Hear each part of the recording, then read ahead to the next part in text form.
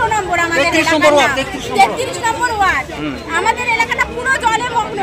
আমাদের অনেক দিন ধরে জল, আমাদের জল অ্যাকচুয়ালি পাসই হয় না ঠিক করে।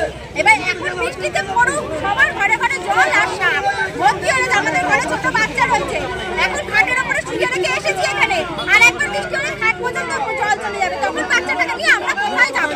প্রশাসনকে জানিয়েছেন? প্রশাসনকে অনেকবার জানানো হয়েছে, তারা আজকেও জানানো হয়েছে ফোন করে, আজকেও জানানো হয়েছে, তারা এসে নিজেরা দেখেও গেছে অনেকবার, কিন্তু এখনো কোনো আমরা ফল পাচ্ছি না। কোনো সুরাহা পাননি? চলছে দুটো পাম্প, সেইভাবে জল টানলেও সেই রকম টানছে না যাতে জলটা চলে যায়, মানে পাম্পটা চলছে, জলটা যাচ্ছে, কিন্তু অনেক জল বলে ঠিক করে ক্লিয়ার হচ্ছে। এটা কতদিনের সমস্যা আপনাদের? আমাদের এটা 5 বছরের সমস্যা। 5 বছর ধরে সুরাহা হচ্ছে না? না, 5 বছর ধরে শোনা হচ্ছে। আগামীতে না হলে কি করবেন? সেটার এখনো আমাদের পরিকল্পনা হয়নি, সেই পরিকল্পনা আমরা করবো, করে তারপরে দেখবো কি করা যায়। আপনার নাম? আমার নাম করণয়া দাস। মূলত জল জমার প্রতিবাদে রাস্তা অবরোধ।